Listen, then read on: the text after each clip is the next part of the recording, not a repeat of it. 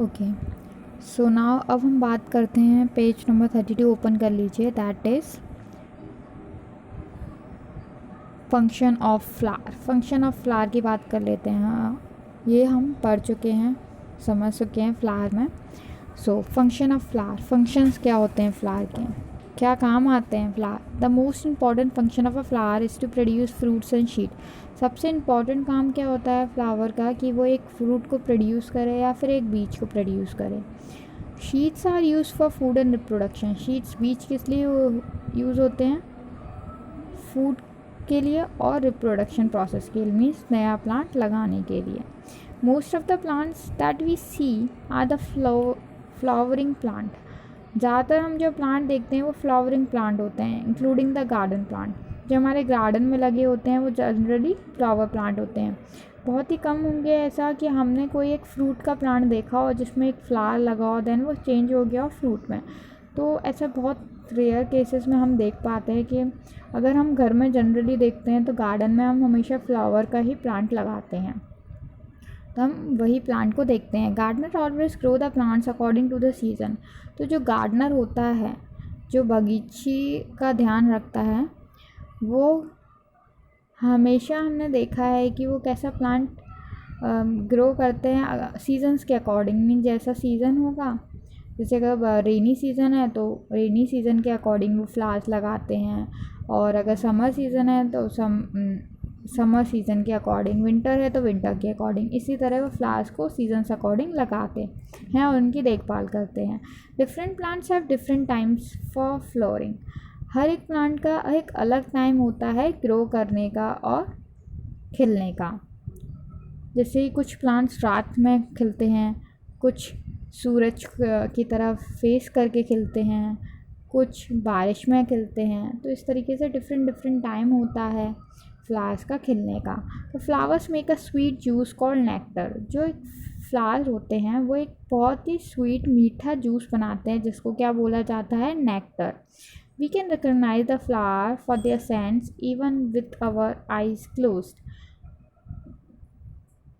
हम फ्लावर की खुशबू से ही उसे पहचान लेते हैं हम कि वो कौन सा फ्लावर है। जैसे कि कोई अगर रोज़ का फ्लावर स्मेल करे तो उसकी स्केंट जो होती है, जो उसकी सेंट होती है, उसमें जो स्मेल आती है उससे भी हम पहचान लेते हैं कि वो रोज़ का फ्लावर है या फिर मोंगरे का फ्लावर है। जो भी फ्लावर है हम उसकी स्मेल से पहचान लेते हैं।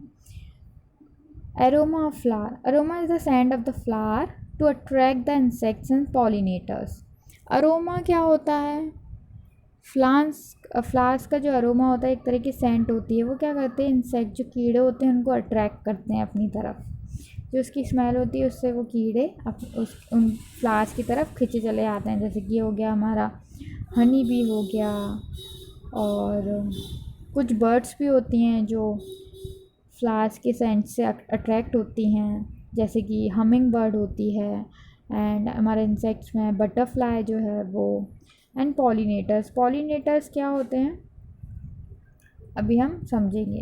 Petals of the flowers are generally brightly coloured as their main function is to attract insect for pollination.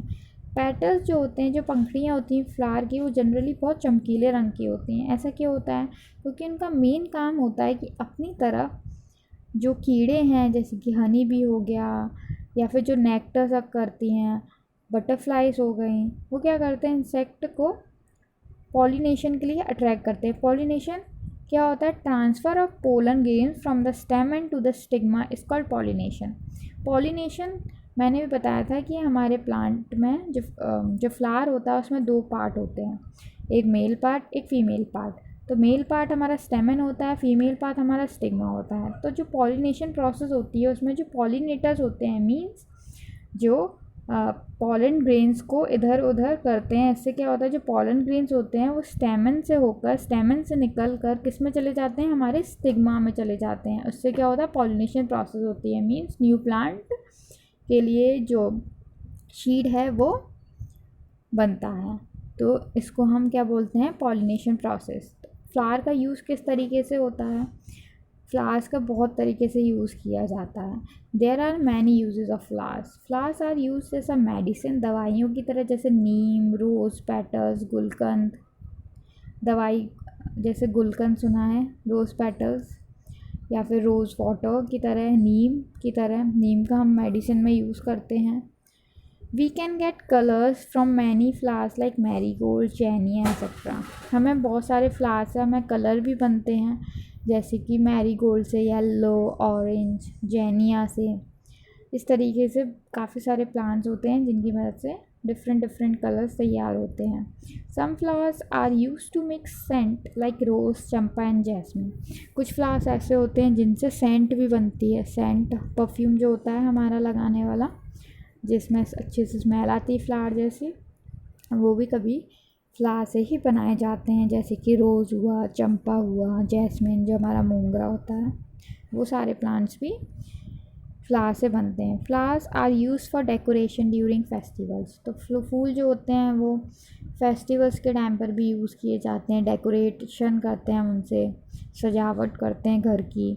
Functions में, वेडिंग्स में, शादियों में यूज़ होते हैं। We make bouquet, garlands and rangoli with flower. क्या बनता है फूलों से? बुके बनता है, जो बर्थडेज में दिया जाता है या शादियों में दिया जाता है। बुके देखा है? फ्लावर्स, कितने सारे फ्लावर्स का बंच होता है वो।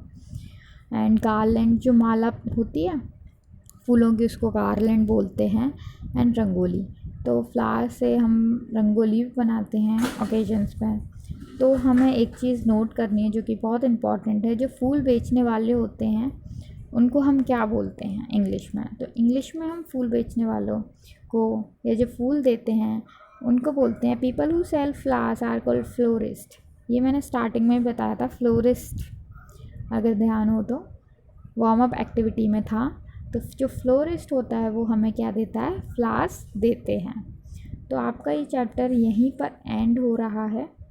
नेक्स्ट टाइम हम जब ईवीएस पढ़ेंगे तो आपको exercise and question answers complete कराएंगे। तो ये बहुत ही इंटरेस्टिंग चैप्टर है। इसके बारे में आप अपने गार्डन में जाकर भी ऑब्ज़र्व कर सकते हैं, जो मैंने पढ़ा है कि फ्लावर कैसा दिखता है, लीव्स में फोटोसिंथेसिस प्रोसेस किस तरीके से होती होगी। तो ये सब आप फ्लावर और लीव्स में चेक करेंगे। तो थैंक यू।